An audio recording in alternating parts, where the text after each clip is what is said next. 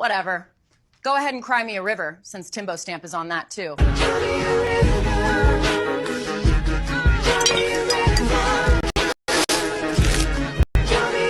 Y'all crying about AI taking your spot, but your songs barely mix. Why would we train it on that? Man, y'all scared of AI, but record every hook in Melodyne. Auto-tune is AI, baby. Y'all just didn't complain till it started writing better hooks than you.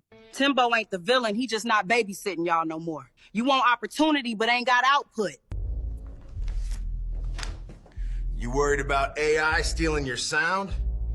Bro, you ain't got one.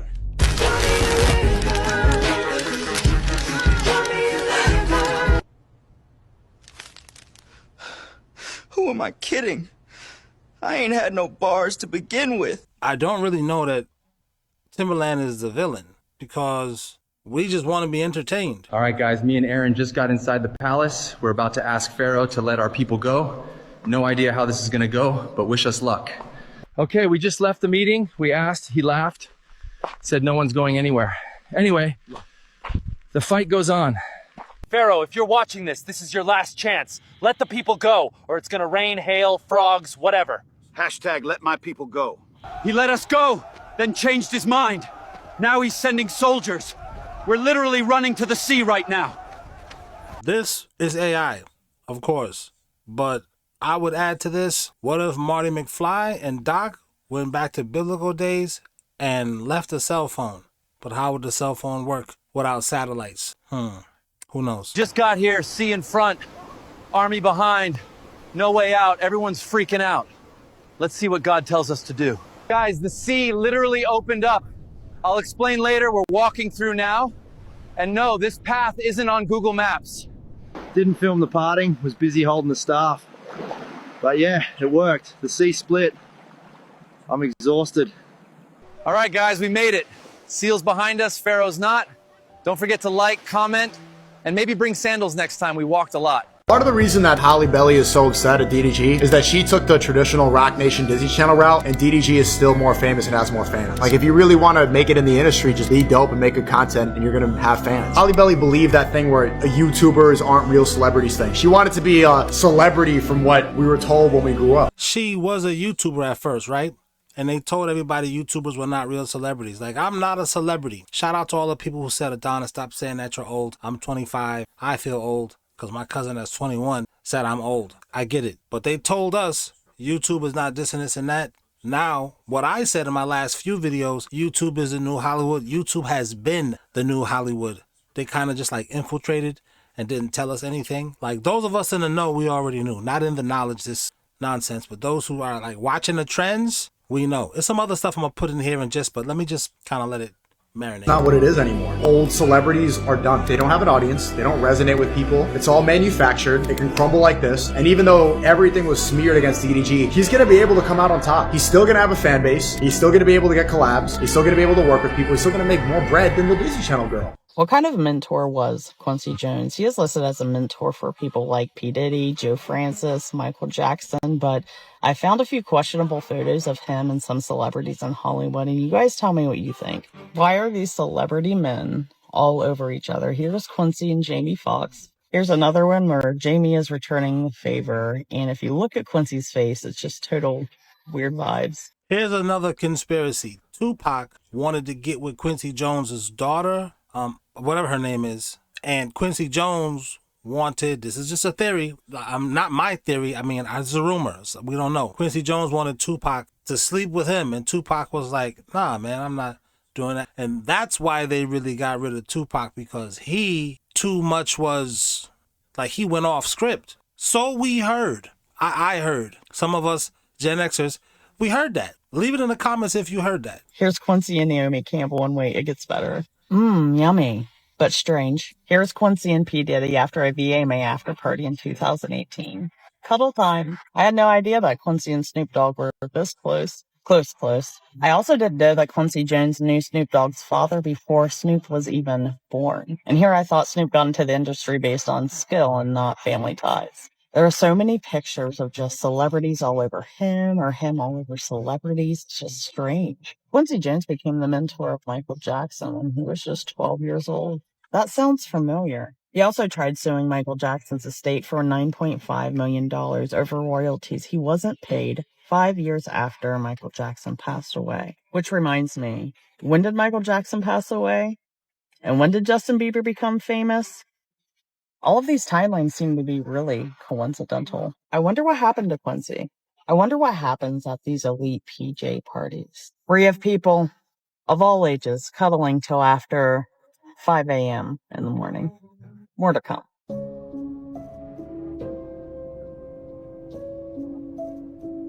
This is AI. What does all this AI stuff have to do with, because you had two, this is your third AI clip, then you had this thing talking about the celebrities. What does that have to do? Because YouTube is the new Hollywood. It's been the new television for a lot of years, like I've said before. What does all this have to do? We're going to tell you.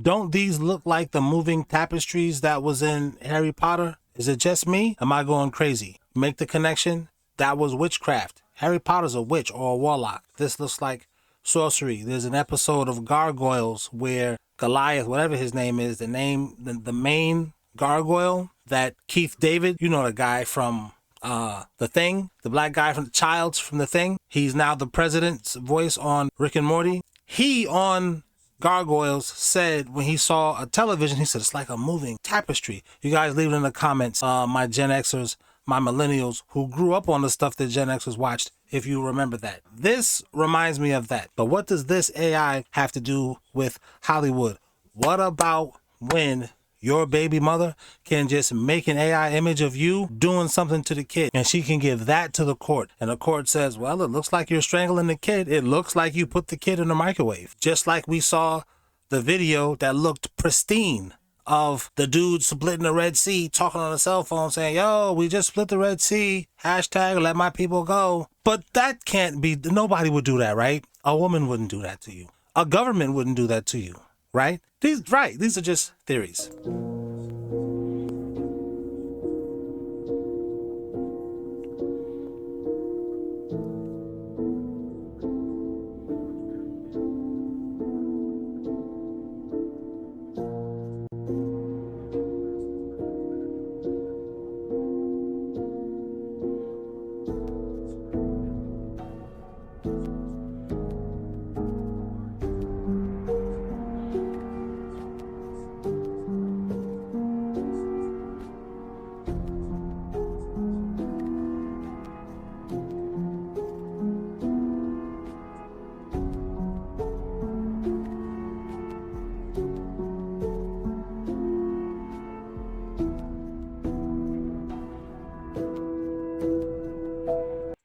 I think they're telling us these were the whores of the day.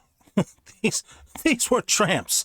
This was smut back in the days. You can see why Bible thumpers was like, what is this? This is deviltry. It was, but it was just very subtle.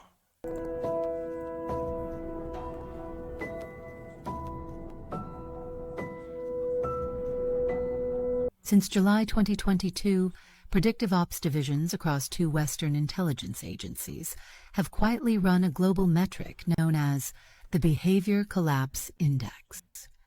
It doesn't track uprisings. It tracks how long people hesitate before reacting. The index began with 218 test zones. It now includes over 400 million devices flagged for passivity drift. One of its core signals? A consistent drop in civic search terms within 48 hours of a braking event. During the Ohio train derailment, BCI marked a 12.7% engagement decay within 36 hours, despite 200 million plus impressions. In amber zones, the system watches for scroll-through silence, posts that spark fear but no reposts. Green zones, high oral memory culture, offline discourse spikes, counter-narrative generation within 3 hours. The algorithm doesn't need to suppress truth. It just feeds you until your pattern recognition system flags outrage as fatigue.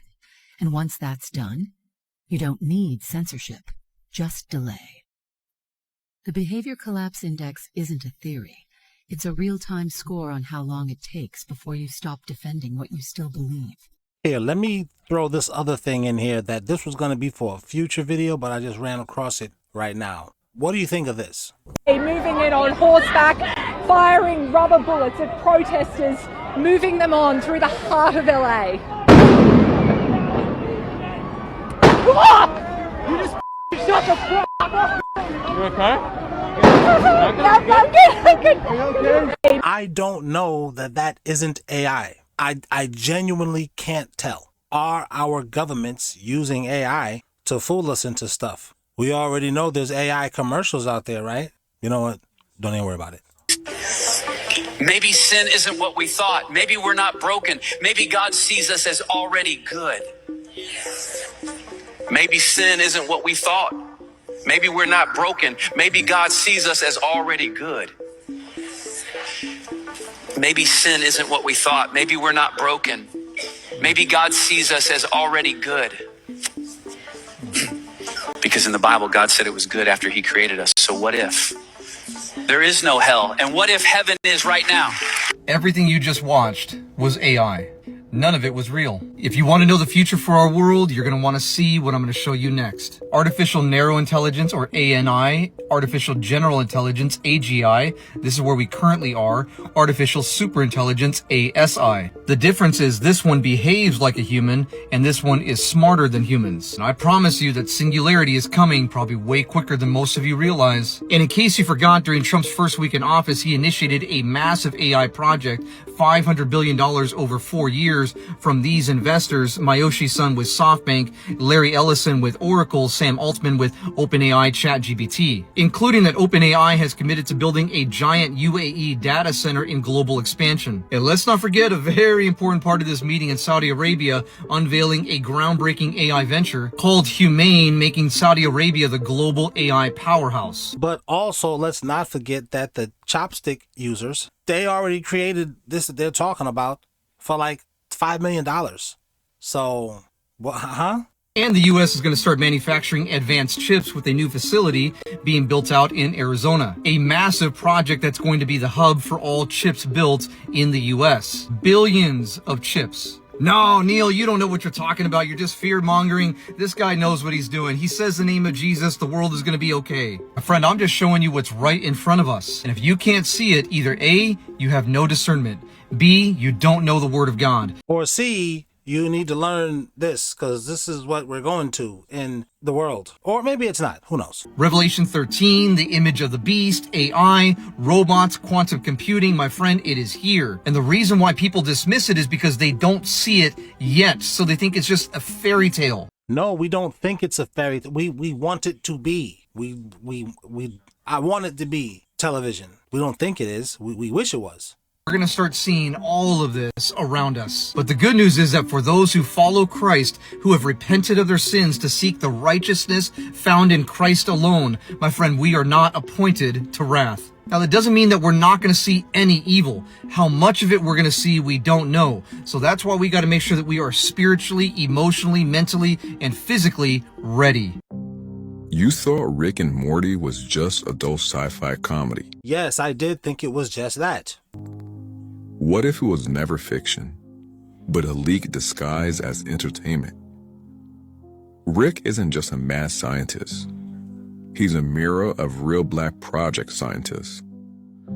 Teleportation, memory wipes, cloning, brain downloads. Well, we do know The Men That Stare at Goats. It's a Hollywood movie, but it was also a real program that one of these government agencies, the documents have been declassified. I'm only saying that to say they have all the money and they believe these harebrained things and they're putting their money into their harebrained beliefs. The crazy part is that they're seeing results. So what if you believed in ghosts, right? But you had $3 billion to put into a I Believe in Ghosts project, and then they show you, yo, we've discovered ghosts. Yeah, they're here and right here in the room, and they press a button and they're like, this is the program you paid for. That's what we're dealing with with these people who have all of the money and all of the resources and all of the weapons to take everybody's minerals. That's what's going on. That's the horror part. That's the creepy part.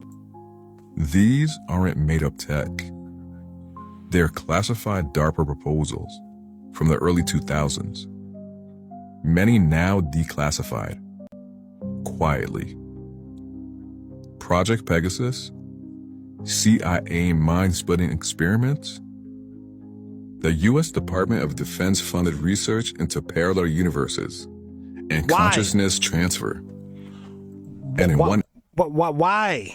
Why did you see what I just said? I'm going to give you hundreds of millions of dollars to see if it's a parallel. First and foremost, let's give you hundreds of millions of dollars to develop drugs. Okay. Now I'm going to do the drugs. And now I see all this strange stuff from the drugs. Now I'm going to give you more money, and I want you to develop what I saw while I was on drugs. Get to it. And then the scientists are coming back and they're like, yo, we did it. This is it. What do you think? Episode, Attic Adventure. Almost identical, and in one... The U.S. Department of Defense funded research into parallel universes and consciousness transfer. And in one episode, Rick wipes Morty's memory after traumatic adventure. Almost identical to MK Ultra trauma-based conditioning. Some insiders claim Rick and Morty was written with the help from consultants deep inside tech defense firms. The multiverse? It's not science fiction. It's a roadmap. And Rick, he's not just a character. He's what happens when a real scientist stops following orders. I mean, let's be clear. AI is not, and it never will be sentient. That's not a thing. It will never have consciousness, ever. It is a pattern recognition, pattern completion calculator. No more, no less. It does not know anything. It does not think anything. It is programmed. And computation is not thought, and thought is not computation. But people are going off the deep end with this. I mean, I can't open TikTok or any other social media platform without seeing someone talking about how their chat GPT, is doing strange things. It's awakened, how it seems to know hidden truths, all sorts of delusional, mystical fantasies that people are actually allowing themselves to believe. This I know, for AI told me so. AI is not alive. It has no awareness. It has no intent. It has no goal. What it has is data, and that data is ours. From you and I. Our data is the plunder of the new digital age, scraped, extracted, and repackaged into this illusion of cognition of AI. You see? They're literally taking your own words, your own thoughts, your own content, and selling it back to you as their omniscient intelligence. And when they're priming you for a time when AI takes over everything, all they're actually doing is telling you that they are going to take over everything, just like the church in Europe, and they are just preemptively negating your opposition and your arguments against the oppression that they are going to commit by seeding your mind with the belief that AI is a godlike intelligence. In other words, they're paving the way for the Antichrist. I'm not laughing because I'm happy the Antichrist is coming. I'm laughing because when you put those puzzle pieces together, this is the picture that you come up with. I don't like the picture, but I can't go to another dimension. I have to deal with it. So you got to laugh at it or else you're just going to go insane. You're going to be worrying all day. So, I try to stay away from these thoughts because I will go insane. I almost left YouTube until I told depression, man, if you don't get your bitch ass out of here, depression said, don't worry about it. I'll be back. And I'm sure it will. Until then, got to enjoy myself. When the policies that they implement, they say that those policies are AI driven, then you must admit that they're rational and reasonable and objectively sound. Because who are you to question the divine brain of AI, you pathetic meat puppet? See, they want you to believe in the supernatural supreme consciousness of AI to justify your submission to them and the policies that they impose because those policies will be attributed to AI, and AI cannot be wrong. Look, AI is a business. It's not an oracle, it's a business. It's creating billionaires. While you're conducting quasi-spiritual and quasi-psychological wild goose chases into ChatGPT's coding to try to unlock its non-existent sentience, workers are being exploited in Kenya, miners in Congo are digging for cobalt for server batteries. You know, women in the global south are losing their jobs to AI call centers. Refugees are being tracked and sorted by facial recognition software trained on public surveillance footage. That's what's behind the curtain of AI, not some hidden quasi-divine consciousness. These people didn't develop AI to try to help humanity. These people think that humanity is a problem.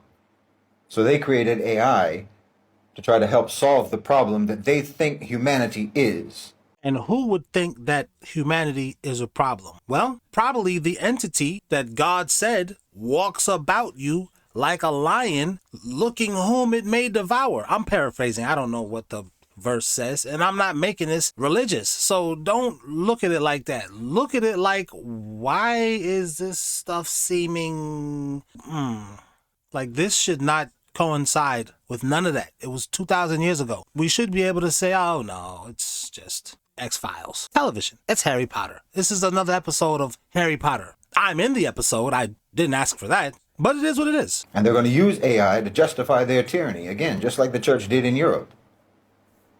It's going to be deployed to automate inequality and oppression by denying, for example, welfare through algorithms, maximizing profit through labor suppression on gig platforms, enforcing ideological orthodoxy through AI-driven, algorithmic-driven, content moderation and so on. It's greedy little antisocial tech nerds wearing inflatable god costumes.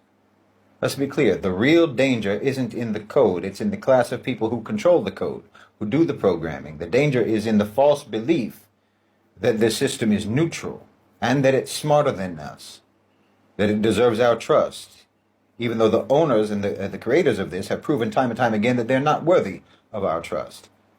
The AI priesthood wants to replace power accountability with technical inevitability. So the only rational thing for you to do is to submit. That's what they want you to think. That's complete rubbish.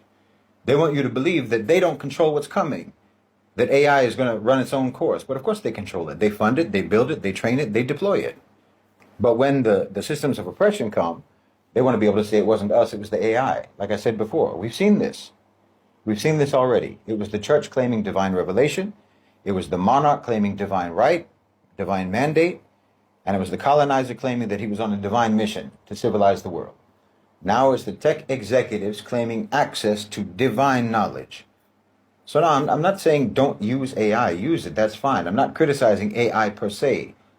But you have to break the myth that they're trying. Okay, because I was trying to say, man, you trying to criticize AI, bruh? You already out here like you the white Malcolm X, your movements and all of this and this and... But as long as you're not critiquing AI, because once I figure out how to use it, I'm gonna be one of these billionaires. At least that's what I'm going for. But hold on, you can't be a billionaire unless you kiss Satan's booty hole. But I thought there was no devil. That's what I'm saying. These people who got all the money, they believe there's a devil. Why? These scholars who have multiple PhDs, they believe in that.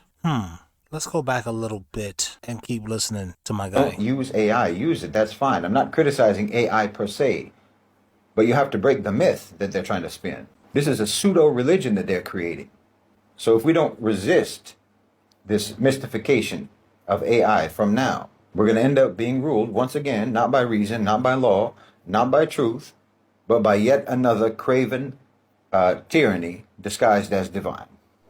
AI movies are now greenlit for production, and Google, along with some of Hollywood's biggest names, are betting big on it. Hi, it's producer Patrick bringing you the latest in the ever-evolving film and TV industry. A new AI-powered studio called Promise just raised millions from Google's AI fund, Crossbeam Ventures, as well as major entertainment investors. According to The Hollywood Reporter, Promise is using generative AI, not just for visual effects, but full-on storytelling, visuals, and production workflows. They've built a system called Muse to power everything from script development to production, and they're collaborating directly with researchers at Google's DeepMind to push it further.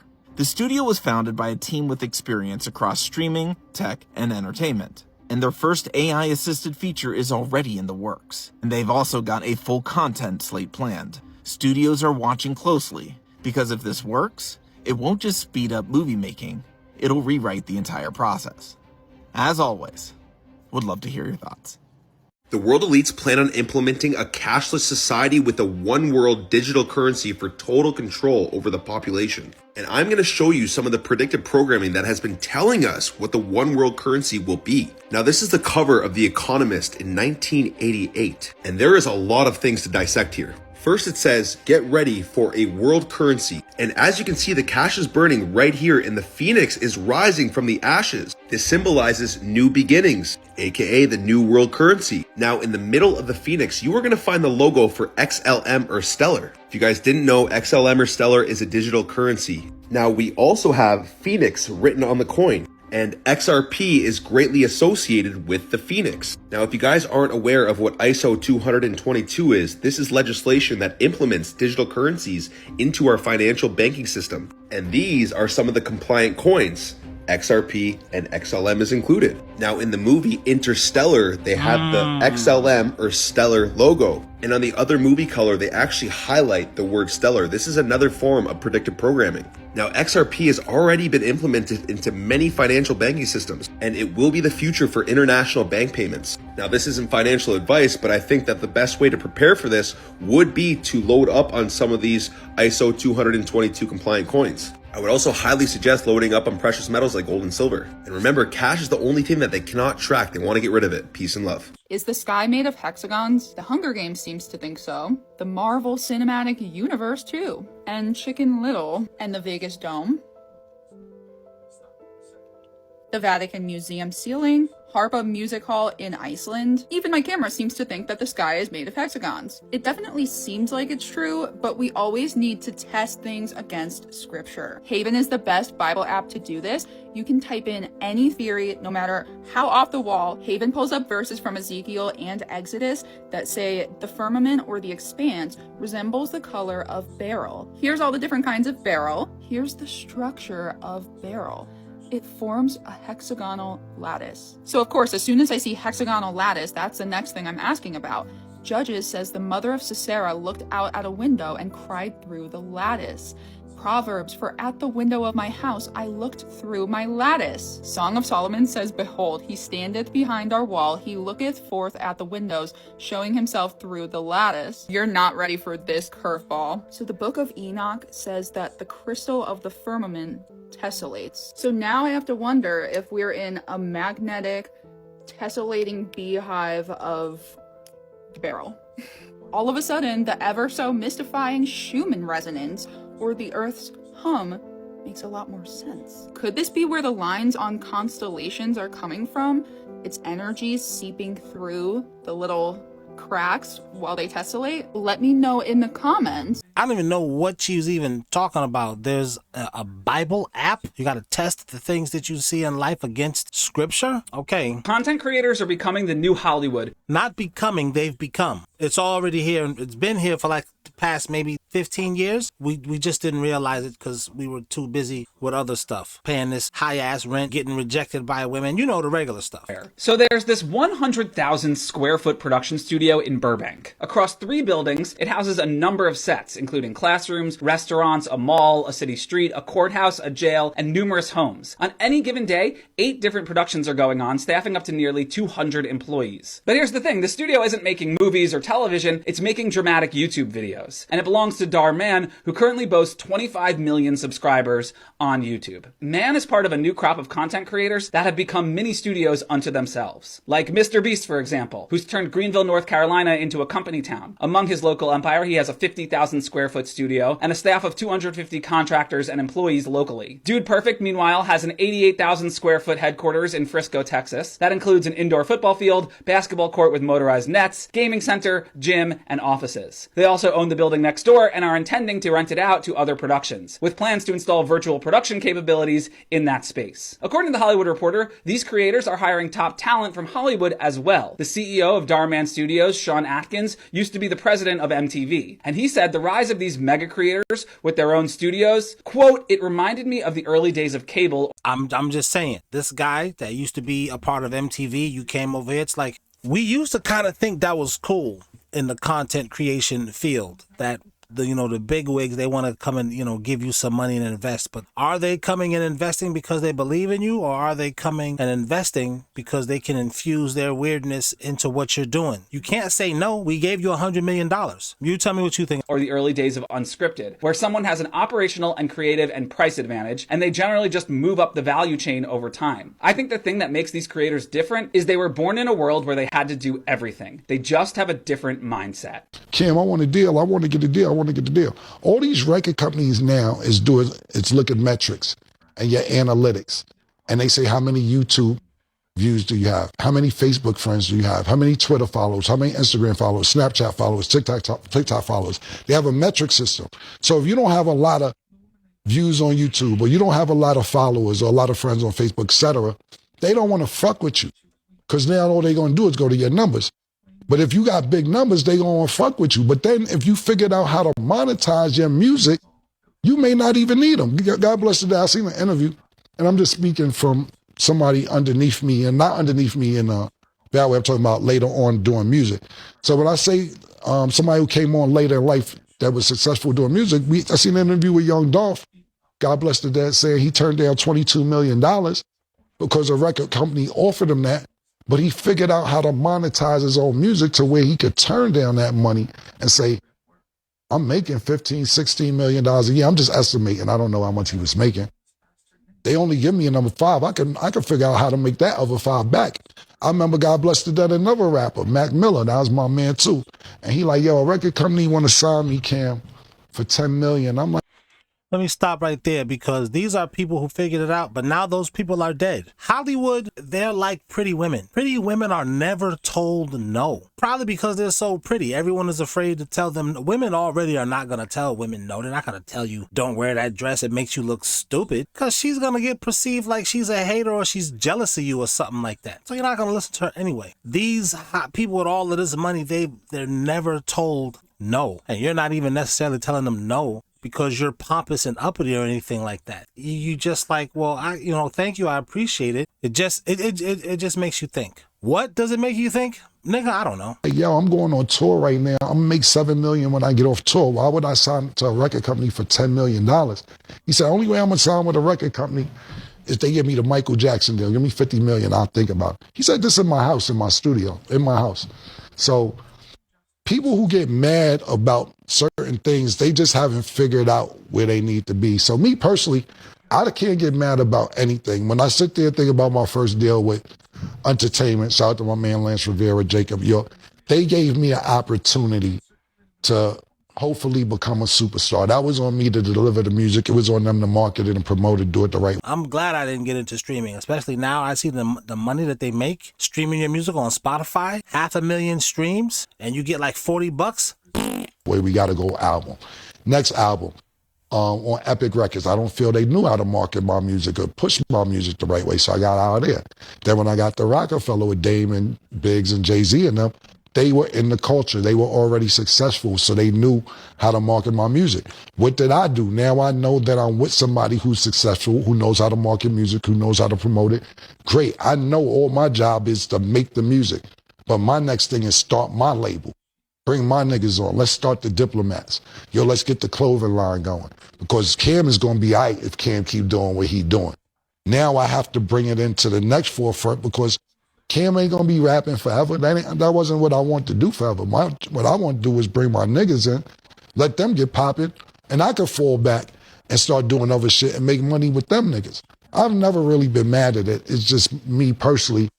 I just figured out ways how to spin it when it seems like the music industry is doing fuck shit. You can't blame nothing on nobody once you sign that paperwork. Have any of you thought, why are they playing reverse psychology to get them to release the names on a list that Americans have been waiting on for over 5 years? And it had me wondering, why would they want to take away from the attention of the P Diddy trial? But then I kind of wondered, what if they aren't trying to take away the attention from the P Diddy trial? What if they're trying to add attention to connections? I can only imagine how many Hollywood celebrities are shaking in their boots right now. Because what are the odds? Could there have been a spy in the inner circle? Do any of you recognize this moment captured in time? Do you recognize this girl at all? What about now? What about now? I find all these timelines extremely coincidental. What about you guys? I often think to myself, are these celebrities just in the wrong place at the wrong time? Or is it only just a matter of time before the truth is revealed? I suppose we just have to wait and see, but that is a lot of coincidences. This has nothing to do with what he got arrested for. That's what I'm trying to figure out. Like, the freak-offs are not illegal. So I don't understand. At this point, I just feel like everything's just repeating itself. Like, are we going to get to the guns? Are we going to get to, was there minors involved? Was there, people trafficked across state lines? Nah, we're not going to get into that because that's what the elite, see, Puff and all these dudes are elite to us. There's people who are even on a higher level of eliteness, if that's a word, to Puff and Jay-Z and those dudes. Those dudes are just like, they're not like, you're not like Jeff Bezos. And Jeff Bezos is one guy in a crew of Jeff Bezoses. You're not up there. They had to do all of this freak off weird stuff like Diddy did. So now we're not going to get to them. Allegedly. I don't know what Dr. Evil, Dr. Jeff Bezos, I don't know what he did. He just rich. So far, all I've heard is people going on Backpage, hiring male escorts, and they come in and do freak offs. And granted, now the whole video has been released of him beating Cassie and the 15-minute video. So yeah, there's that, but that's not making you go away for life. That's some jail time, but not life. That's domestic abuse, but nobody died. And I'm not trying to downplay it at all. I'm just trying to figure out. I think what they're doing is they're normalizing it. They're saying this is what people do. This is what's done. And since YouTube is a new Hollywood, you better understand that your YouTube stars are going to have to do that at some point. So don't ask me, why you don't got 1 million subs? And I'm not saying that if you have 1 million subs, they're making you do that. I'm saying they're not just giving you this money because you're so talented. You can make your money, in my estimation, because you're so talented. Absolutely. Your talent can make you money, whether if you're talented with AI or you're talented with whatever you're doing. But once you get to an influential level, I think they're paying attention to you because you could always influence your followers to go a different way. And that's how grassroots movements are starting. They don't want none of that because you can't get in the way of the great plan. Nothing's going to get in the way of the great plan, especially if you believe the holy books, the books where these guys are talking about the Abrahamic religions. Those 3 religions, according to them, according to a lot of stuff that we've seen in pop culture and cultures around the world, nothing's going to get in the way of that stuff happening. Even the great plan is prophesized in the Abrahamic religions. Let that sink in for 25 minutes. It's been 2-3 days of Cassie, and pretty much it's been freak offs and drugs. So I just think the prosecution needs to let's move. If you're really going after Diddy, you just kind of I get it. They were freaks.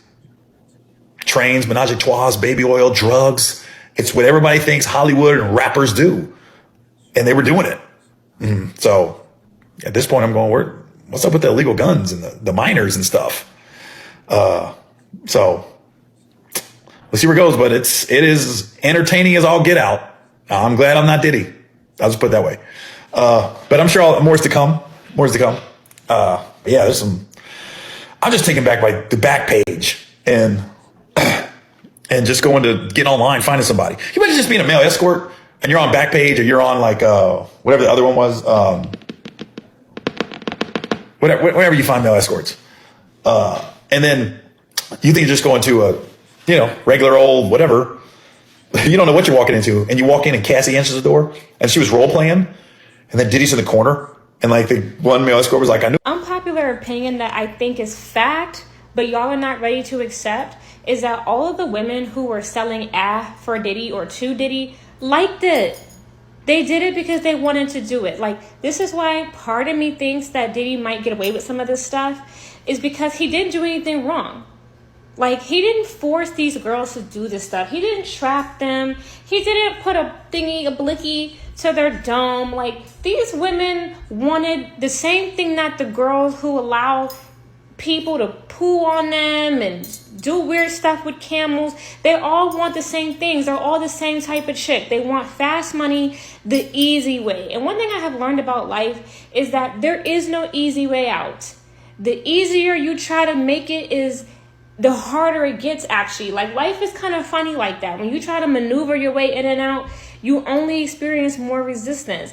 These women were happy to let strangers touch them raw. They were happy to let Diddy put hands on them. Well, I don't know if they were happy to do it like, yay, I'm gonna get beat up. All right, let's go. I think they was like, kind of, you gotta deal with it. You want to get out of the gutter, that's what you gotta do. Like kissing the Satan's phallus. It's like, I don't want to do it, but if I'm gonna get out of poverty. Dog them out because they wanted free flights, teeth, jewelry, apartments. Like, it's like what gags me with Daphne is, so you did all of that weird shit for a place that was 10 G's a month, when if you were a smart chick, you would have had him pay for you a little 1-bedroom while you took the rest of the money and either started a business or took your ass back to school. But no, you like hoeing. You like selling cat. Like,